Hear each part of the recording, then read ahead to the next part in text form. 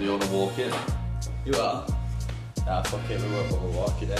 We'll just get right away into it. Welcome to episode number 4 of the Sesseions podcast. We've got kind of a different one this time. We're not going to read off of a list. We haven't really got any fashiony bits. We're going to actually talk about something slightly more serious. I say serious, but knowing us to it, I'll probably end up being fucking giggle at some point, to be honest with you. But yeah, we're basically going to be talking about how we really got into the hair industry. I've had quite a few serious questions for once, and this kept on coming up as a bit of a topic, is like how you got into stuff, how you got into hair, how you got into all of these sort of things. And I just thought, rather than going into everything all in one and then spending like 9 hours boring the shit out of you guys, I thought we'd just talk to you guys about basically how we got into hair, to be honest with you, because me and you had two completely different ways into it. Obviously, like one of us, like for myself, I've been cutting hair for probably just short of 13 years now. Crazy, which is kind of a long time. Like I always say this when I was on like other podcasts and stuff like that. Like it is quite a long time to be cutting hair essentially for a 28-year-old to do one job effectively for that long is but I've not got bored of it since, which is testament, because I just keep as well, like, I mean, we won't jump the gun into other things, is how you reinvent it, do you know what I mean, like, and make it sort of interesting to yourself. Keep it fresh. But for yourself, like, super different way of getting into hair, like almost just like force myself in, because there was no other way of getting in. Yeah, someone who has no background in it and knowing anyone who's in it, like. I think this is going to be a really interesting one for especially you guys in the audience that are maybe a little bit older and haven't sort of thought the fact that maybe you could get into hair, or maybe like, because I've always been told it's like, oh, well, it's too late for me to really get into something new. People say that with most jobs. Everything, like, don't they? There isn't really. It's kind of like figuring out how you can balance your actual life with education, and then guaranteed drop in earnings when you first started out. It's taking the risk, isn't it? And I think that's like, as well, it's a point to think about as well when you're freelance. But anyway, we won't give away too much because we're giving all the nuggets of information. This is how easy it is for us to actually have this conversation. I feel like it'll be quite a fun one. So I'll let you start as well, because I feel like I always start. So this is it's your turn. You tell them your story into stuff, because like we say, it wasn't that long ago that obviously you were getting into I was trying to figure out whether it's 4 or 5 years this year, but I think I initially signed up to be on like the education that I went on before COVID, and then COVID hit. So as soon as I moved to Leeds, I was like, big city, I can do it here. So I signed up, and then COVID hit. What so a time education, to make a risk. Yeah, and it just got hit, like, so I had to wait another year. But prior to all of that, like, I'd worked from the age of 17, basically, in care and in mental health services.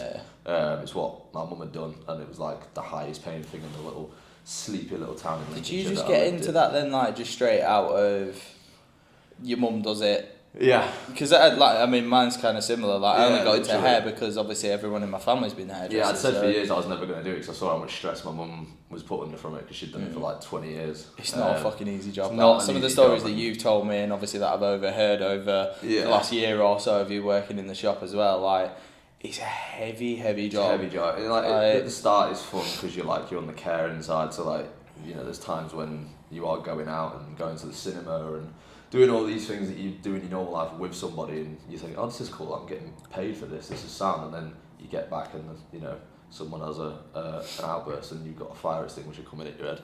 Yeah, it's a pretty rough. It's different, mate. Yeah, it's definitely different, but it teaches you a lot of like actual skills, like de-escalation, like communication. The skills that you've literally learned from there are translatable into hair, but also as well, this is the main reason why like, I feel like when you're a business owner, you've got to understand what your strengths and what your weaknesses are. And like, your skills that you've learned from there, for me as like a business owner, I'm like, you're so much better with people than I am. Like, you can just see how you talk to people, you see how you deal with people. That is definitely something that maybe even if it was stressful, however you left that, it's definitely like an asset that you've got as a person, and even just going into the job. And I kind of felt like when I did finally get into like cutting hair, that it was something that I felt a bit like I'd wasted time, and I didn't really see how it was transferable, or you know, how I could kind of use the skills I'd learned. But they definitely do. If you can talk to and de-escalate a situation with someone who has a mental health issue, you can definitely talk to someone on an average conversation. So especially when our job is quite a lot of counselling and it's a lot of therapy, like customer service as well. Like they're all relatable skills, but I feel like a lot of people do that when they're switching career paths. Is they think that well, I've just got no relatable sort of things to this new career path, and then at the end of the day, you've just kind of got to go for it. Yeah. And then you will end up seeing some form of similarities, because I always find the similarities with everybody as well. Like in any kind of job, like there's always some form of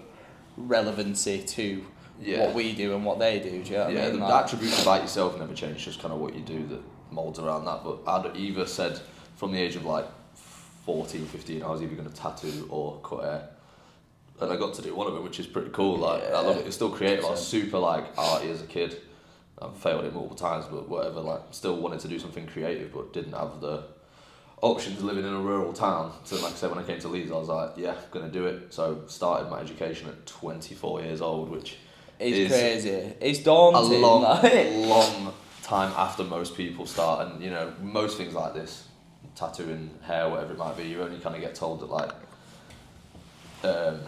apprenticeship's kind of the way in, or like for yourself it was through family or whatever it might be, just family business. It was still through apprenticeship though, to be fair, like, because I mean when I started, like obviously, I mean when I was younger I went from wanting to be a fucking air cadet, so I wanted to be in the RAF because that's what my granddad did, and then one of my granddads, and then obviously I just started working in hair, and then because I spent a load of time with my nan, like we were saying in the other episode, like she's the one that got me into doing art, and then all of a sudden I realised I'm more pro-creative than I am to be told what to do, and just being like sort of yes sergeant, this, that and the other. Like it was never going to be that, to be honest with you. Like, but I feel like that was just like figuring out who you are, which you have to do ridiculously early nowadays. And I feel like you've got to make a choice, and like you just kind of just take whatever is thrown at you. And I think a lot of people's problems nowadays, and they see it as a risk to change what they do as an older age, or in their older age, but then at the same time you're asked to make that decision so early. How could you not think the fact that you probably will end up changing? Do you know what I mean? Like, because like, how the fuck are you supposed to pick for 16? It's crazy. It is mad the fact that we even do that. Like the fact that there is no gap in education for most people until they hit usually about like 22, I think is when average finish. Like, and then you kind of got a degree and you think, well, I might as well just go into what I studied. But loads of shit. And to be honest with you, most people actually don't go into, like, how many like customers do I speak to like nowadays that like literally like they'll either go on the gap years or go do some travelling, which very rarely so. I think that's such a good thing to do. Like, for as much as there's a bit of a cliche, I'm gonna go find myself. I genuinely do that though. Like, go spend some time actually figuring out what you like, and you will do, because as far as they're concerned, like everything has been mapped out for them. Like, you finish school, you go college, and you go college, you go uni, then you go uni, you grow then you go up to once work, you just basically put into the open world, and then that's you. Like, you do what you need to do, and you either sink or you swim. But also as well, you find out a lot about yourself, and you learn a hell of a lot more. And I know there's always that independence of uni, living by yourself and stuff like that, but you've always got consistent money coming through. You've got this, that and the other. Like, I'm sorry, like when I was an apprentice and I was like 16, I think I had 350 quid basically a month. Like a month, bro. Like, and then as well, I moved out when I was like 17, so like I was like literally like on my arse raiding spoons, condiments to mix with pasta and this, that and the other. Bro, like, I mean, like, I was literally having a joke around the other day, like, about your survival meals. And what your survival meals are. Like, like, literally, like, spoons, condiments, and, like, fucking pesto pasta and shit like that. That was kind of our thing. But you do learn a lot of stuff, like, you have to hit that kind of rock bottom thing. Like, there's so many things that you learn. I'm not saying the fact that you have to do this. Like, again, I was quite a rogue teen, mate. Like, so I feel like my story might be a little bit fucking random compared to most. But it is one of those things. I think what as well, like, for you, what was like the spike in thought? 'Cause this is what I always find really interesting, speaking to people that have made like a big change, like further on down the line. What was the moment that you just went fuck it? Like, what like kind of pushed you into to that moment of like, right, this ain't it for me. I'm gonna move. 8 years of like mental health services, I got to a point where I was like managing locations. Like I had a pretty like grown up job at like 21 was when I got my first like manager's role, and I was managing like one home, and then I moved to Leeds. I was managing 3 homes over It's a Yorkshire. serious job to be managing as well. Yeah, that's so that's not like, little. Nah, it's kind like of 30 staff over 3 locations in Yorkshire. It was pretty big. Yeah, Like that's not Tesco Express, bro. Nah, no disrespect to anybody that works at Tesco Nah, Express, but But like then you've got these 30 staff, and then I've got across those 3 locations, I've probably had like 8 service users, and they've all got severe mental health issues. So it's like it's a big job, and the money was alright. It's not that highly paid for that industry, but like at that age, I bet I you was that on felt like like a lot. 30k or something, which is pretty nice. Like It's a lot more than most at that age. Exactly. Like, so it was a comfortable job, and I could have just coasted forever and just done that, and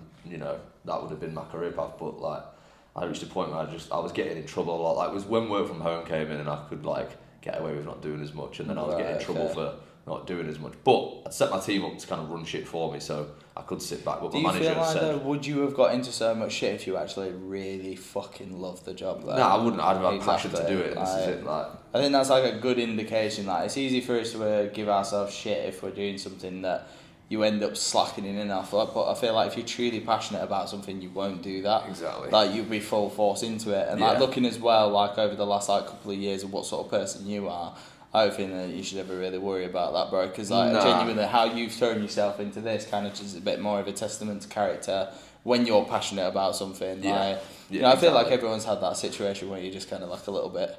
Yeah. Eyes off the ball, mate. Like. Yeah, 100% eye off the ball. Like, and my manager was saying to me, like, "What are you doing? Like, because you're clearly not interested in this." And I said to her, like, that I felt like I was in someone else's job. Didn't feel like I was supposed to be there. All the people around me were nothing like me. They weren't young or creative. They had nothing in common with me. I was just like, there's probably way more to life than doing this forever. So yeah, obviously I'd done the education for a year at West Row Academy. I finished that, and then it was kind of after I finished my education, just busting out random haircuts here and there. That's when I started getting in trouble. So manager said, like, right, I'm going on holiday for 2 weeks, you need to figure out what you're doing. As soon as she went offline from that video call, I like wrote my resignation and was like, yeah, I'm done. Like, I quit. Then just fucking went and just tried to get a job in any barbershop that would take me. And one of my pals had a mutual friend who owned a shop. Thank God they gave me a job, because that was my start in the industry. Yeah. Started there on like not a lot of money, and at 24, having a house to support, like living with a girlfriend at the time, like earning, I think my first, like I got paid daily originally, as opposed to anything, which is good when you're not cutting any hair. It's a sticky one. I think that's a conversation I think we'll go on to in a minute. Yeah, when you're not cutting any hair, it's great because you're still getting 70 quid a day or whatever I was on. But when you're cutting loads, and it's like, oh, I'm doing more. But that's just how it goes when you start in the industry. They have to see being on like want. a percentage split, because I think this is like kind of one of those troubles, like with business owners, and even I've had to have like this sort of thought process. Obviously, starting the shop is like, how do you understand what to bring people in like yourself? Like, because obviously, like, it was a massive risk me taking somebody on as old as you, knowing the fact that you were going to make absolutely zero money, and as well at the time there was only me and you, so it was like literally like I'm paying for this entire shop, trying to juggle all the other things, trying to like pump as much possible, like doing shows, doing this, that, and never taking time out.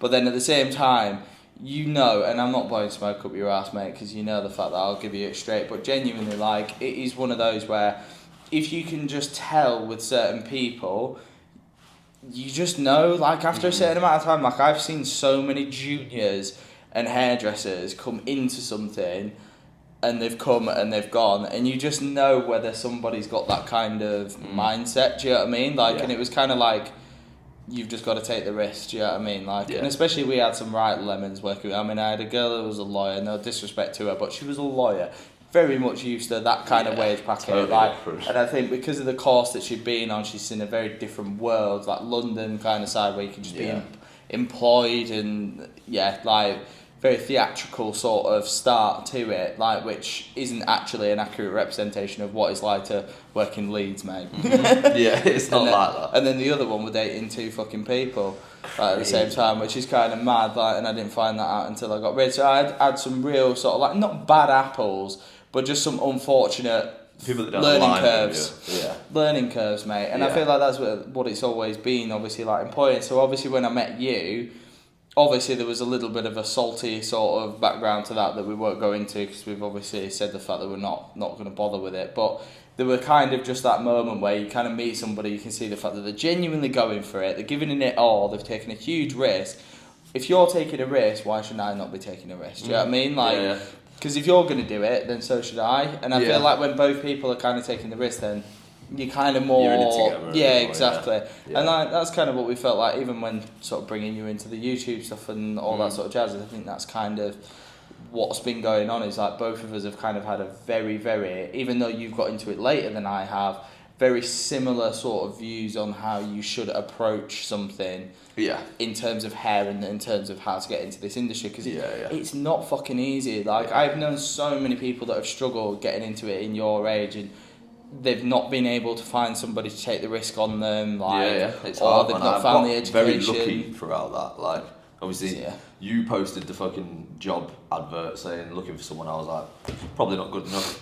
I haven't got a client base. It was a balls but move, here we mate. fucking go. Like, I'll just walk in and hopefully he'll say yeah. He did, so I'm like eternally grateful. That's very sick, but you know, even then, like, the hard work's still not done, because like I still don't have a client base, even though you've said yes, you can work in like my still shop. not So then I'm anybody. I'm ordering my business cards when I've earned 70 quid for the week. I'm I spending do £40 remember that, of my week's wage on fucking 150 business but cards. did it work? Yeah, standing outside the shop. What was Can I cut kind your of hair? nice though, right, is there were a couple of times, right, and even like when we look at like sort of other people that have kind of been in similar situations to you, or they've even been in the same sort of like learning path for just way longer, if like, I hate to toot my own horn because I don't want to sound egotistical, but I've been there, I've done it, I've seen how other people have done it.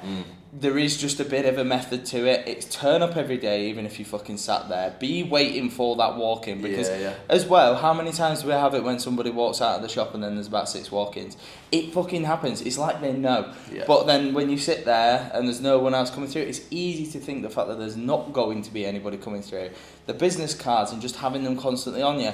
How many clients have you got from handing them out in like a bar or... All kinds of places. Walking up to strangers being like, I love your hair. Exactly. I'd like to cut it. Here's a business card. But it's just, it's very strange, because I think a lot of people that get into it a little bit later, or they're not used to doing that, they almost see like you're pestering them for giving them their card, which is complete wrong psychology of how you should be looking at it. What you should be looking at it is, if you're giving somebody this card, right, you're actually an asset in their life, because at the end of the day, you've looked at the fact that they've got lovely hair. 9 times out of 10, if you've handed them a business card, you know the fact that you could probably do it better, or even be fucking delusional about it. I don't care. Like, literally, you could actually be shit, like, but literally, just fucking be delusional, like, always, like, literally, in most things, like, but you kind of trusted the process, and now you're one of the busiest people in the shop, like, definitely getting up there. With another year, you'll fucking end up being one of those people that most people aspire to end up being as busy by. Hopefully so, yeah. And I think like the way that I got into it could be like not inspiring, but do you know what I mean? Like, could be like people can It look at it fucking and go, is, oh, mate. he Like... can do that. You know what I mean? I can do that if he managed to. And like I say, in a year, I've managed to go from taking home £70 a week whilst running a house. Crazy how you make that work. But in 1 year, because it was a year in February, to go from that to having like consistently booked days, earning a very nice amount of money is pretty insane. It isn't nice. Like, in a year, and that is through hustling business cards, through just chatting to people, just doing all the shit that you feel hella embarrassed about, but it does work. And like the hard work's not done. I've still got to keep going and doing that. I'm not going to get complacent. 100%. You But have to like keep that hustling. now, there's not. Right, so not the the immediate fire pressure. can still be under your ass in other ways, but at the same time, you're not thinking, shit, I'm not going to be able to... I can't pay my rent. Yeah, exactly. Like, how much will my phone be cut off? Like, when I first started working, Mate, like, honestly, my phone used to do my head in, but at my the same phone time... Will paid my phone bill 1 month because he was like, 2 months. He was sick of me. You know why I used to give you shit about that though? It's just because it was just like, it was one of those things where you just kind of like, well, fucking pay fucking bills. Like, I had no work harder. Yeah, literally. Hand more cards out. Subliminal, mate. Yeah. No, But it works. I Like, wish I was that calculated, mate. Like. yeah, but it has worked, like, just doing all that shit that, you know, probably is what people back in the day had to do to get clients. You can't just rest on social media. You can't but just the post a photo. old-fashioned ways are 10 times better. Try to and test it. My biggest advice to people is don't just think that Instagram is going to... Instagram should be the place that old school methods bring you to. Yeah. So it should be like a portfolio. It should be something for somebody to look through and then gain trust through portfolio. Yeah. That's all the portfolio is. But like, say if I was giving I have an amazing portfolio for session work. Well, how the fuck's anybody going to know the fact that I'm doing session work if I don't actually bring it to them and make it visible to essentially the consumer or the client or whatever?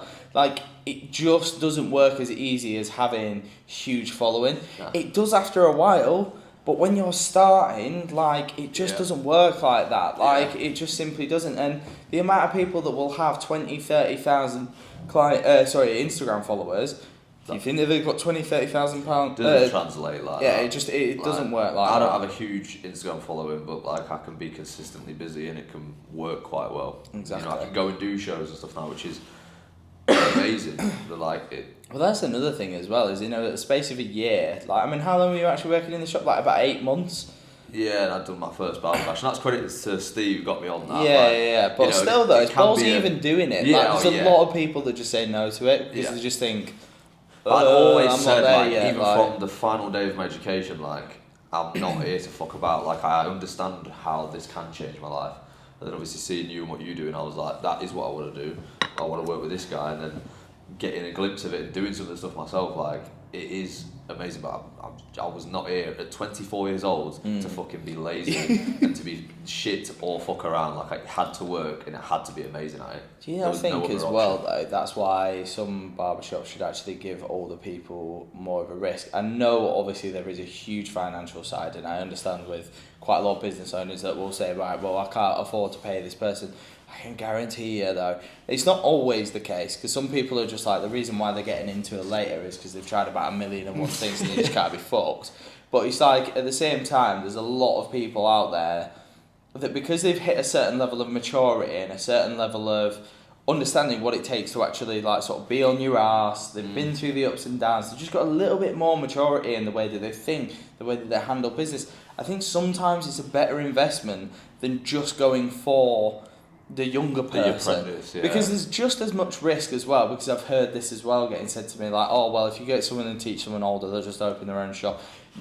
You can have that with anybody. Someone could be 16 nowadays and end up opening a shop. Even I managed to open a shop stupidly early. Do you know what I mean? Like, it's one of those things, there's a risk in anything that you do, but I just think that genuinely, the way that I want my shop to be perceived, having somebody younger, it would have to be a very select individual to slot into our shop. Yeah. Because there is a maturer way of thinking. Yeah. And I think having somebody kind of coming on older, I'd rather take that risk personally in how my business runs.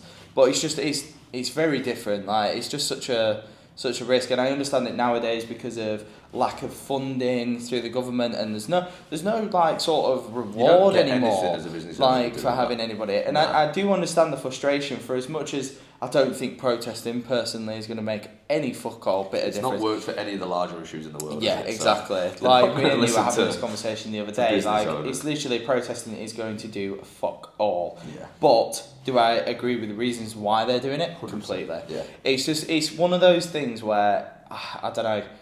I think that's what's making it harder, and why a lot of people are worried now is because they worry about that younger generation kind of coming through. And I know, obviously, as well, that's another thing to think of in an apprentice. But if fucking money's tight, man, like, I'm going to think of what's actually better for my business rather than actually thinking about the younger generation. But that's just the survival of a business, and looking at it in that sort of way. But the right ones will come through, like, you know, even though I was older, I still managed to find my way to heart. Like, those people that are meant to be part of it will. And as well, like, I've never had an issue with just being able to kind of suss people out, just purely on how many apprentices and how many people I've seen going through. Yeah. And I think that's one of the assets. Like, and I don't think as well owning a shop immediately is a great idea for a lot of people, because I think you've not seen so many different characters, you've not seen so many ways of doing things, and actually understanding what works, what doesn't, as just a common theme. I don't think it's particularly important either that you do own a shop in your career. Like, I did have a thought of owning a shop, and like now it's not really Well, because I'm stupidly transparent, and you see all the fucking times when I walk in and I want to pull my fucking this hair is out. what I mean. Like, I can earn great money, and but then again, the thing, like, the way that our business is set and the way that Heart Sessions has always been is to be fair to the barber. Yeah. So we charge probably £100 less for most people, and then obviously you've got a little bit more off for managers, basically discount essentially. But that's because you do so much else, for myself. But even our flat rate is so much less than everyone else by about, I think it's about £110. Roughly, yeah. Which for a premium barbershop, charging £30, is extremely cheap. Yeah. Whereas some are very extortionate, and it's hence the reason why some people will go, right, well, if my rent's £410 a week. Do X amount before I get paid, yeah. Bearing in mind, right, add half a week I could pay for this apartment. Yeah. Do you know what I mean? It doesn't make any sense nowadays. The amount of money that people are charging for rent, truthfully, is fucking disgusting. But I wish that I could bring it down, and it does just come down to where the area that you're in. Yeah. But I think some people get fucking greedy with it, man. Literally, and it's no disrespect to him. Obviously, if they work for the business and they manage to keep everybody happy, fair enough.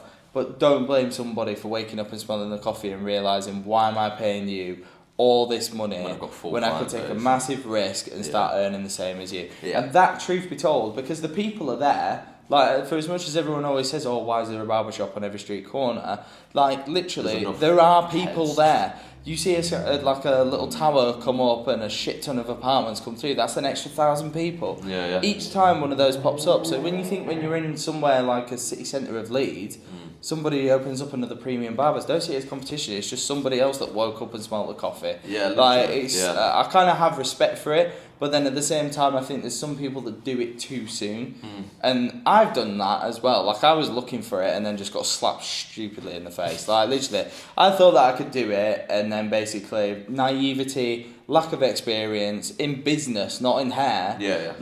Literally just meant the fact that it all went fucking tits up, and I lost about £2,500. But that's the creative versus business head thing, isn't it? 100%. If we're in this job, generally that's because we're not those kinds of people. So it's always you're figuring it out. For me, I'm not a business-minded person. That's why I just make hair shorter. Yeah. So, that's what I do.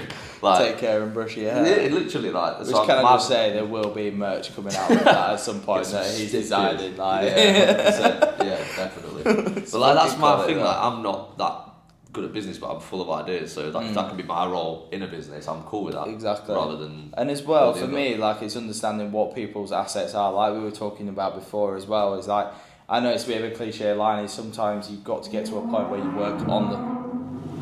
That sounded nice. That did sound pretty nice. Yeah, I live in Bradford, so that wasn't even an RS3, bro.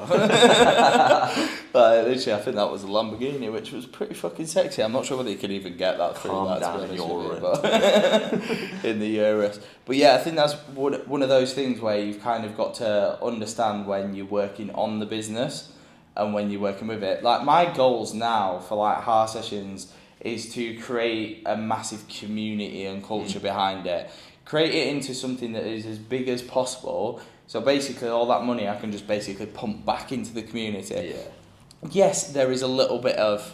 you've seen how stressed I've been, because I cut the lines very sort of thin. It's just basically trying to be as fair to other people as possible and try and do as much as possible. So we're sort of pumping up into this limelight, almost for financial sacrifice sometimes of myself, and it's just it puts you in a very hot position, but I still stay true to all the opportunities that I get are due to the character that I try and sort of push out and actually, portray to other people, and other people have perceived that in such a good manner that they've brought me in on various projects or various community events and stuff like that and see me as an asset to that.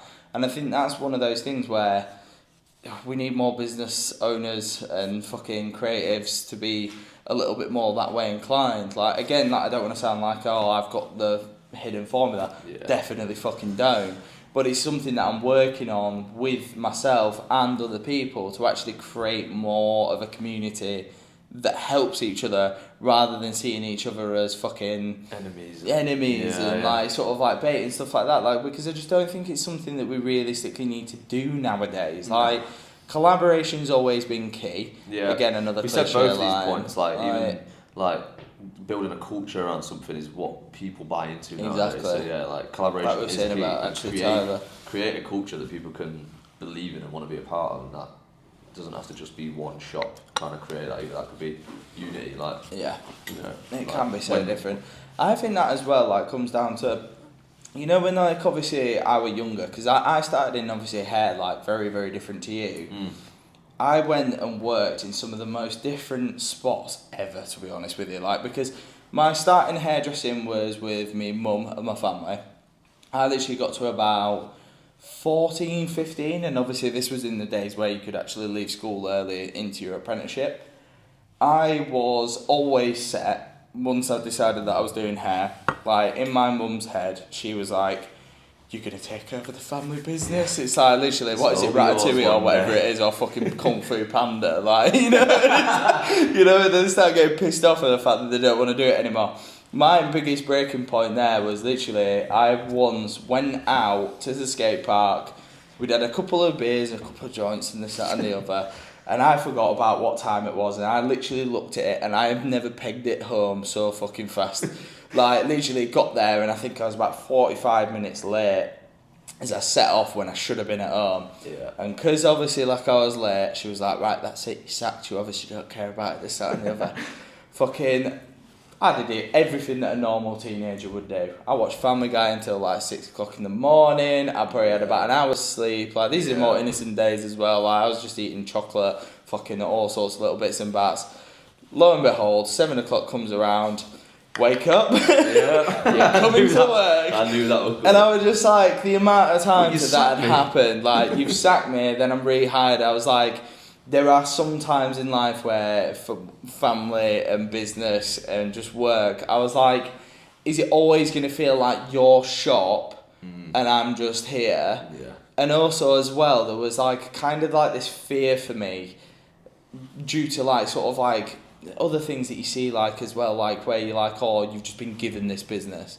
Like, it wasn't that big, it's in the middle of Riddlesden, which is literally only down the road. Like, it's basically Keighley, to be honest with you, it's shit all. Like, and it was only a like 2-3 seater shop, like at max.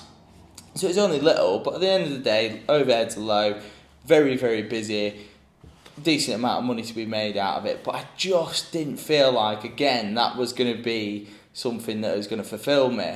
And then obviously, like, I was like, right, I didn't want to do it. Eventually, obviously, we had the whole drama of, you don't love me, and you don't care, and this, that, and the other. And like, there was a little bit of butthurt, I could sense it in her. I don't think she was quite as dramatic as that, but it was one of those where I was like, I wanted to go over to Leeds because I was spending a lot of time over there, like being at the skate park. I was like, that's the nearest city to me.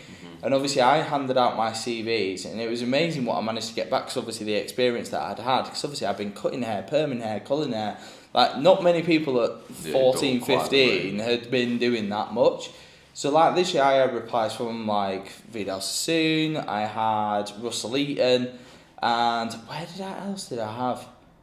Wasn't Nicky Clark? There's one other one as well, basically, and as well Westro. Yeah. Which again, like, I think as well, if anybody is in the Leeds area, if you actually want to learn how to cut hair, go to Westro. Like, straight up, like, especially if you're not doing it through an apprenticeship wise. But like, when I went to all the interviews, like, they were all very corporate. And then when I went to Russell Eaton, you walked into that fucking salon, and this is like old school days when Saturdays were fucking mad. Like, you had people getting bouncy blow dries, we had celebrities from Emmerdale in there, like, you just had this different kind of energy.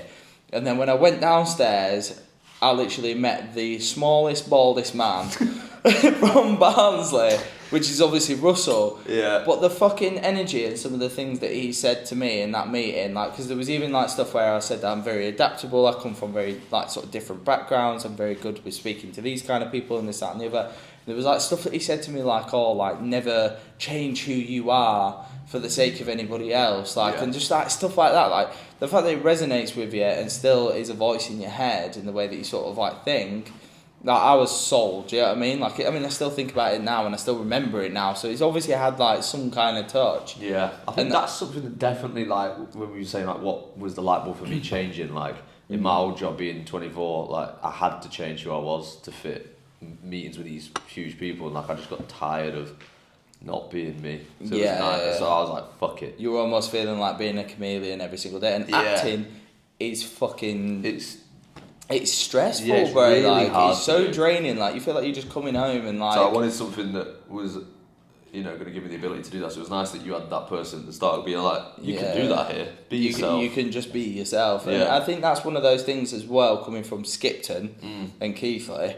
They're not exactly the most accepting like sort of places. They're not very forward thinking. Everyone's wearing TN tracksuits, and if I don't mind, I get the piss taken out of me. Yeah. Like that was always the way. So obviously, whenever I went to Leeds, I could wear what I wanted, and I mean at that like time a it big was like city. fucking like literally a pair of loafer Doc Martens with your socks rolled all the way up, with the whitest of socks as well, a bit of mustard yellow in there at one point. But obviously, you're hanging around with straight men, gay men, straight women, gay women. Like you're just hanging around with all these amazing personalities, and like honestly, it was such a rich fucking sort of bank of knowledge there as well, because you even had different styles of hairdressing. You had the posh pretties that were like micro fucking like sort of highlights, full heads, which again, like we were saying in the last episode, I used to hate passing up to, because obviously it'd be like a 4-hour session, you'd have to wash out half of it and then come back and then we do the other side. Like it was crazy. Like, but then you also had like the edgy, like you had Amelia Evans, which went on to win Colour Trophy. There's quite a few people that won the Colour Trophy there. Like it was such a family-run salon, but at the same time had such stature within the industry. It really was where I sort of understood the fact that there is more to hairdressing. Yeah, that's like eyes wide open. Yeah, 100%. Like, because obviously I've gone from Keighley, Keighley, like to all of a sudden world-renowned, famous hairdressers. Had Nicky Clark and various other people that I've seen off the telly, and what's his other name as well? The one who does that fucking funny one. It was an awful television show. Nick Barford.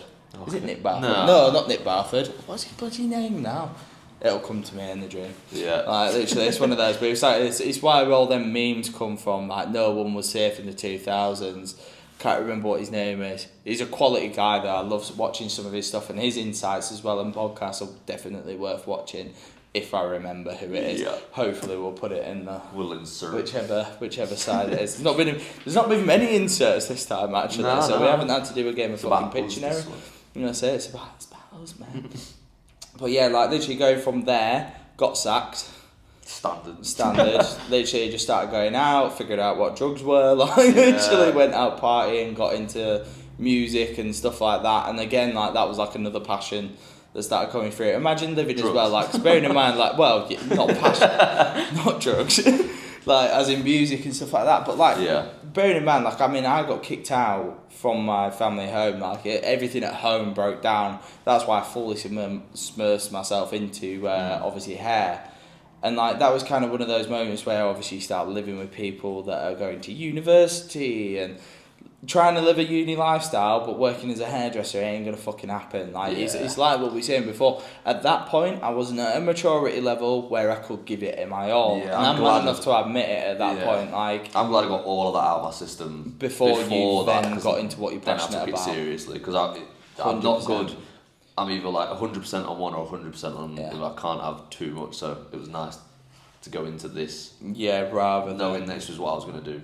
Yeah, no, I do agree with you. I think for me as well, I mean, I got kind of lucky when I finished there.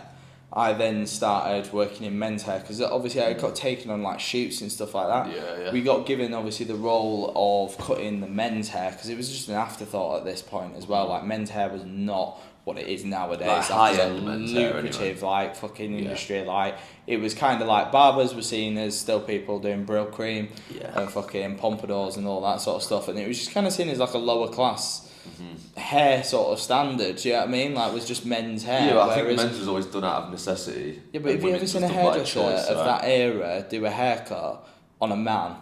Like you think the fact that they couldn't even fucking cut hair, bro, like it's atrocious. When you actually look, all you even need to do to get some form of relevancy if you weren't there, like, is actually look at some of the styles that were coming out, like the Beckhams and all that sort of stuff. It's distasteful shite. Like, literally, but because their hairdresser did it was better. Yeah. Like, and they were also charged, like, fucking 60 quid for it. So it's like, it was just one of those things where, like, the two needed to come together, but at this point, they just hated each other. But, like, I kind of, like... I don't know, like I just grew a bit of a love for it, and at this point I like, obviously you had your Jodie Taylors, your Charlie Cullins. They were the people that I was starting to see from the Tony and Guy world, and I was starting to like, because obviously Sesseions was definitely what Russell Eaton was as well, like it was very structured, very sort of that way inclined in terms of style and even their education. I'm glad the fact that I did it that way, but at the same time, like I was almost kind of like looking for like this anti-style. I feel like it was matching my personality, and it was very much like Tony and Guy was very punky, very feathered, like everything was like very sort of like this, that and the other.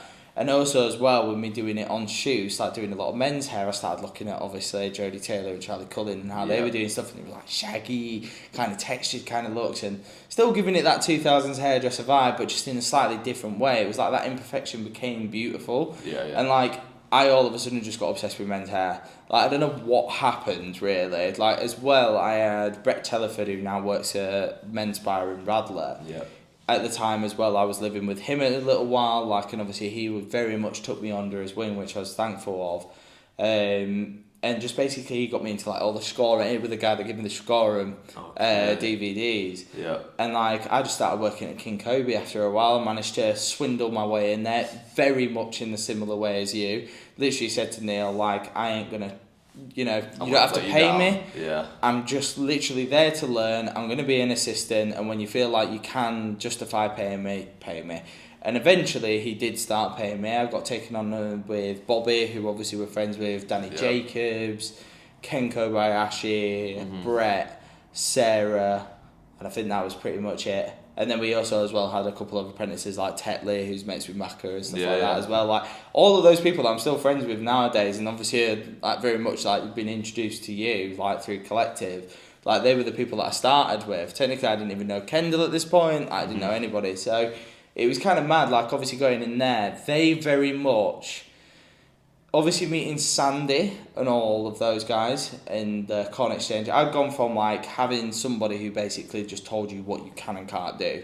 Like, you have to learn how to look busy at all times, because otherwise Julie's coming over the buttons and telling you to clean the toilet.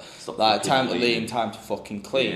So it was like going from that to all of a sudden like Sandy would say, right, will you roll as a zoo? And make sure that a zoo is consistently like, if you don't know what a zoo is, by the way, it's Yorkshire for literally a spliff. Like, if you don't know what a zoo is, then you've been living under a rock. But yeah, like literally, that was my new job role. So it was just completely different as well, because I was always kind of considered as a naughty kid. It was like going from private school to public school. It was literally like that kind of difference. Like, so it was just like a very, very different twist. Like, you seen how men talk compared to where women talk. Women's at this point was very much like, I don't know, like sort of like you had to be a little bit softer, do you know what I mean, with your approach and how you consulted. Whereas with men, it was just kind of like, you've got to tell them what they want. Do you know what I mean? Like, it was a whole different psychology, and it was like, it was just a lot of fun though. Like, and it definitely is hence the reason why I've stayed in that side of the industry, is because it is just a little bit more fun, it's a bit spiky. King Kobe last? That was Corn Exchange, right? Again, that lasted... Because there was 2 King Kobe's, right? Yeah, so King Kobe Corn Exchange, I worked there for about a year and a half, then all of those guys left, then we went to King Kobe 2, that was for like another year, and I was kind of like flipping between the two. Actually, tell a lie, I worked at King Kobe 2 first, and then I was forced to go to King Kobe 1 when they both everyone open else at the lost. same time? Yeah, okay. But because, like, obviously everyone was just getting stoned and I kind of wasn't, I was kind of forced into managerial duties a little bit soon. Right. Again, that ended up turning into, I won't mention names and stuff like that, but I mean, like, I've literally ended up not being able to drive for 2 years because somebody who owned that shop and run that shop basically put a speeding fine under my name, even though the only reason why I had my details was to drive some wood up to a Newcastle location. Gotcha. So it's just like all of those things, like, again, another learning curve. But those guys taught me a little bit more on the community side, a little bit more on the culture side. Again, showed the fact that you didn't have to be some egotistical knobhead just to be very, very busy. Like, you should have seen how busy Bobby was as well. Like, in those days, like, literally, they were fucking yamped, like, packed out. I mean, he still is even to this day, and he has such a strong community around him. Like, there's all of these different people. Like, it was just taking notes off of everybody. Then from there, once obviously that went boom, I went to Skipton for a little while, which lasted about 3 months. Biggest kick up the arse I ever needed. I thought I'd move back home. Like, you know, when you're just a little bit lost, you're still finding yourself, you have all these family things, you other elements outside of it. You're just kind of like trying to figure yourself out. So again, like, went back to Skipton, worked at a place called Woody's, cutting farmers' hair. You go again into that old sort of thing. It's just not for me. Like, it's no disrespect. They've all got the place in the world. They were every kind of shop. But it was just like not for me. Then I went to Manchester after that. This was Ross Parr Lanes. Yeah. Now that kind of taught me a lot of different things, like how, because that was the first time that I got sent off to do like parties, like hair for like bar staff, which I never got to do before. Very much was given a little bit more creative freedom to create content. I was allowed to use the downstairs area and do bits. That ended up again, there's a bit of a theme occurring with me being a little anarchist. I borrowed an SD card, and like basically like I was taking photos, again being creative, but I took photos on his camera. So I took his SD card thinking, no, even worse. Like, at this point, obviously, like, there's very much, RPB's got, like, this big, high stature in there. Yeah. Ross as well. I just got fucking scared. I lost his SD card. And, like, this is, like, one of those things where you look back and how stupid can you possibly be? But, like, I genuinely, like, looked at it and I just lied to him. I was, like, genuinely, and I hold my hands up with a lot more maturity nowadays. I shouldn't have done that. Yeah. Should have just been honest. I've lost it. Yeah. But because I went, I don't know where it's gone, he obviously looked at his fucking CCTV and then you're like clicking away. And there's just me clicking away, and then there's me taking this thing. And like, if you've just been honest, but again, another lesson learned. Yep. Just be honest in them sort of situations, because he wouldn't have even been asked, I don't think. Like, I think I was a bit pissed off the fact that I'd lost the shoe. But there's even stuff like that where you're just like, you absolute sausage. Why did I do that? Why did you do that? But again, like, I mean, that was about after a year of working there. So, like, I had a great experience there. Like, and honestly, like, that shop is fucking phenomenal. It's one of the best ones in Manchester. Like, and then when I came back after that, it was in Boris & Co. I was a right little slut, by the way. Like, literally, like, I just, like, whenever it worked and didn't work, I was like, had no issue whatsoever with just leaving though. Like, and like, obviously from there, I went Boris & Co. I'll cut a long story short because I feel like I'm just going to start reaming off shops at this point. So I went Boris & Co. Then I went to Arcade after lockdown. So that was in the lockdown period. Then obviously Arcade just ended up getting fucked over with another business owner. Again, another great lesson learned. Don't get an investor that you don't sort of trust and stuff like that, and even if you do, just watch them like a fucking hawk. And then from there I went back to Boris & Co. for a little bit. Oh no, I didn't. I went to Arcade Concept. That's when I got bitten in the arse and tried to take over their bottom floor. I think that's the first time I'd heard of you, because I went to an event upstairs at that shop, which was like a independent business thing, something like that, and there was loads of cool people there, loads of like very stylish folk, and that was like, even probably, I think that was during my education, so then I was like, a barbershop with this much culture, this is fucking sick. Yeah, but it's not. No, like, I know now it's not, but at the time, like, I thought it was one of them sort of places. I went, I think, after that event had been on, because I have a feeling that's when I had started, if it's the right one anyway. But I basically went there, and there was Sadia, who works as a stylist, who's phenomenal as well. She was owning the middle floor. There were various other people doing makeup and doing this, that and the other. A lot of people doing eyebrows on the top. And then obviously you had the barbers. You had Sadie, Oz, and then myself as well. And then this other guy called Henry who sold coke. There's always somebody. There's always somebody who sells coke in a barbershop. Yeah, like, it's just I hope that's not the case in mine, actually. Saying that, but like, fucking isn't. But honestly, like, it was one of those where it was kind of like everybody was very superficial, and the ones that weren't were all abandoning ship as I was getting there. Yeah. And then she asked me to basically manage her shop, and I said no. I was like, I've managed every single shop that I've worked in, and I just end up being the scopegoat basically for you to give no cares whatsoever, because all the shit will go to me, and you'll just get to sit there reaping the profits. I was like, I'm not doing it. So like, I wanted to obviously take over the bottom floor. That obviously came about. I had to prove myself, did it, literally all started coming through, and then it all fell apart. And then I lost a shit ton of money. I was like halfway through renovating it and getting given a load of shit. Like, and it was just like, it was such a heartbreaking moment.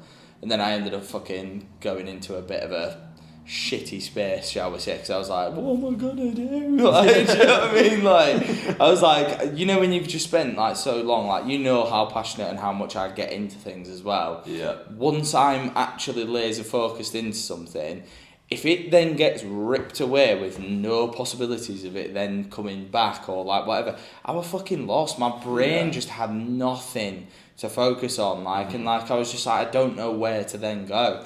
I was proper lost at that point. Yeah. And thank fuck a certain man called Charlie Gray fucking came in. Hit you up. Because literally, like, just as that had happened, obviously I then got taken on by her emotion. So even though all of this other shit and I was feeling very lost, I just had these consistencies where I was getting taken abroad, taken to different countries. He kind of recognised the talent that I had and was just instilling confidence in me. Yeah, Truth be told as well, like I do Rebuilding sort of think to myself, with the amount of confidence that I've now got and how I speak and how I do all of these sort of things, I wonder what it'd be like if I worked for Her Emotion again. Like if I actually like went back and did all of those experiences, because he got me early, like when I didn't believe in myself as much as what I do now. You can back it a bit more now. Exactly, Yeah. like, and the amount of stuff that I've achieved out of the confidence that he's then given me, it's like, it does sometimes make me wonder. Yeah. But yeah, I literally as well, like how I went and found obviously the shop that I was at, I literally had gone for a coffee with somebody down the road, and I was walking up and literally just saw a banner and it just said like for rent, and I was like, nah, surely not. Like I was like, that was fucking lovely. I tried to peer in, eventually got chatting to Massey, and yeah, next thing you know, fucking, I think I literally started that shop. I didn't even have a house. Like I literally slept on the floor the first night that I was in there, because I had nothing, bro. Like literally everything had just broken down from that whole thing. Like literally all the money that I had, everything. Like, so yeah, it was pretty fucking mad, the fact that that had ended up happening. And then I was sleeping on mates' sofas all the way through, like obviously like the sort of contracts going through and all that sort of thing. And then obviously when we started it, I slept on the floor and worked in it every single day. Yeah. And the main reason why I worked in it every single day is because obviously I was still living on fucking sofas. Yeah. So it was just, it was one of those things, it was just like I literally gave it every fucking thing, and everyone was respecting me for it. I was like, what a thing that has ended up coming. You've just gone from like going like that to all of a sudden going like that. Yeah. Like, and it was just one of those things where, yeah, it's been tough, and it wasn't just like that. There was so many stresses in the middle of it, but I feel like I've been talking about it for too long now. It's nice though, because like Hara has like a very special place in my heart as well, because obviously like there was a massive breakdown in relationship with the shop I worked at previously, came to you, and like you said, took a massive chance on arguably some kids. Whilst I was on the way to London Fashion Week as well. Some kids you've not really met. Yeah, and I had you and then your ex-boss. Yeah, so like you were like, fuck it, yeah, you can work with me, see you Monday. Yeah. I was like, yeah, guess I'll see you Monday. Because didn't you start when I was in London still? Am I right in saying? Bologna for Cosmoprof, and you were like, within the second week, you were like, oh, shit, right, hold it down. I was like, cool. Yeah, and then as well, what you also had to do that weekend was then go help with the team that I built for, what's it called? Leeds Wag Week. Yeah. When I was in Bologna, I remember that was when all of that were going on. Yeah. And obviously that were an absolute shit show because it was run by students. In at the fucking deep end, but like it was like a glimpse into everything that I really did want and still really enjoy about her. So it was nice to get just like dropped in at the deep end. But I think that's like the best way of actually getting going in something. Like, similarly, like with you saying that you'd like sleep on the floor when like I split up with my ex, like there'd be times like I just didn't have anywhere to go or anything like to just chill. So I'd just literally go and sit. Well, yeah, but I'd also sit when the shop was closed in the shop. Yeah. Which is weird and sad, but like I remember really you telling me about this being there so much, like, and I was sitting in the dark, enjoyed it. Yeah, just like sat there watching like, shit on YouTube, just eating takeaways and just like chilling there. 'Cause that was like a nice place for me to be, and it felt. I think it's one of those, right, where I'm not sure how you feel about it, but I'm assuming the fact that it'll be the same, and it's the same whenever I speak to anybody that's passionate about what we do for a job. But it has been my therapy It's been my escape. It's been so many things to me, Yeah. like throughout the years. Like it's been a pain in my ass sometimes as well. Like it's brought me up and down. Yeah, like but the majority of it is like I've learned so much from my customers, from the people that I've met through it. Yeah. Like I wouldn't be the person or where I am right now without it, and it's been such a nice positive experience as a whole. Like where I just cherish what I do. Do you know what I mean? Like, and I think that's like the long and short of probably what me and Liam have said. But I could have just summed it up like that, rather than giving you the full life story. But genuinely, if you're thinking about getting into hair, do it. Yeah. Just fucking do it, because it's just one of those industries which will test you a lot, but it can potentially does have the chance to change your life. Yeah, it really. I think does. in so many ways it can make you, it'll break you, but it'll build you back up into being somebody who is a more rounded, intelligent human being inside and outside of hair. Yeah, and I think that's one of the blessings. Like I have become so much different and so much more sort of understanding of other people and how other things work in business, creatively, and the uniqueness of people as well. Which you I will think is get back 100% of what you put into it. 100%. If you sit around on your fucking phone, you get nothing. If you're out there hustling, you'll get it back. Like we've said, like I managed to build a reliable client base in a year, pay chair and 100%. all my bills. I think as well, right, rounding this episode up essentially, right, what's your top tip for anybody that is starting if you're young? Am I the one to ask if you're starting young? Yeah, right, actually. Your top tip, starting young. If you're starting young, find an apprenticeship. I know this is not going to be one tip. Apprenticeships are the best place to start. Obviously, they're very, very hard. At the same time, they are possible. But as well, don't feel like the salon holds all the cards. It is so important to you. Just because someone's got a massive name does not mean that the fact that you're going to be in the best situation that you're going to be. The same when I was obviously going through it, Sesseions looked like the massive sort of name that, and don't get me wrong, it would have been amazing still even if I started there. But I chose to be less of a number and more of a person, and I think that's probably the best thing that you can look for in an employer. If you can't get that, work at Tesco's and pay for your own fucking education. Yeah. You can do it. It's not the easiest route, but if you really want it, it will show more fucking mustard and turn up on my doorstep after you've done it, because I'll fucking employ you straight away. Might regret that if I ain't got space for it, but just like, a queue of dickheads. No, but it just shows the fact that you've got the mustard. If you pay for your own education, I respect you so much more than somebody. Yeah, exactly. Do you know what I mean? Though, it shows the fact that you care about what you're doing, because it came out of your pocket, not mummy and daddy's. Not the reason, or saying the fact that it's a bad thing if your parents would pay for your education. If that's the way that it is, that's the way that it is. Like literally. But thank you fucking lucky stars and be grateful for it every single day, because not everyone has that. Yeah, that is one thing that used to. Not to keep going on, because we could talk about this forever, but that is one thing that used to really piss me off about some people like that were in the building at the same time I was, like, knowing that they were younger, getting theirs paid for, and they're fucking around. Yeah, and I'm here paying that thousands of pounds in everybody's course, and I'm trying, like, or everybody that's female ends up pregnant, because of that. This year, I think about 70% of our class. Yeah. I think they started off, and I think there was about probably a good 30 of us. There was people that had to retake the course once I'd finished because they'd fucked around so much first year. And I was like, I paid for this. Like, you don't understand how lucky you are to get it for free. Yeah. But my top tips for if you're getting into it when you're a bit older: get good at shoplifting, because you are going to be broke. You are going to be so skinned. Nah, I'm joking. But you're not though. Kind of it is going to be the most financially and emotionally testing thing, but that's why you have to really think about and understand whether it is what you want, and not to just get into it because it seems cool and popular. It is something that will and can change your life, but you have to know that is what you want to do probably for the rest of your life, because as you come towards your mid to late 20s, you kind of need to be making some decisions, I think. But suss out the people that are willing to give you a little a little bit extra. Find those good crowds. Hustle the fuck out of it. Stand outside handing out business cards. Tell people what you do. Have conversations in weird situations with people, and just do everything you can to pump your business if you are really trying to get into it. Yeah. There's And no also other, as well, there's no other way. it's never too late. It is never too Never late. too late. Like, you could be fucking 40 and change. Like, we hear stories about it all the fucking time. And especially if you do work in hair, you will have heard of people changing all the time. Like, it's literally like, it's not even as well about the hair anymore. That is literally, if you feel like you need to take a change and something's going to fulfill you more, go and do it. Yeah.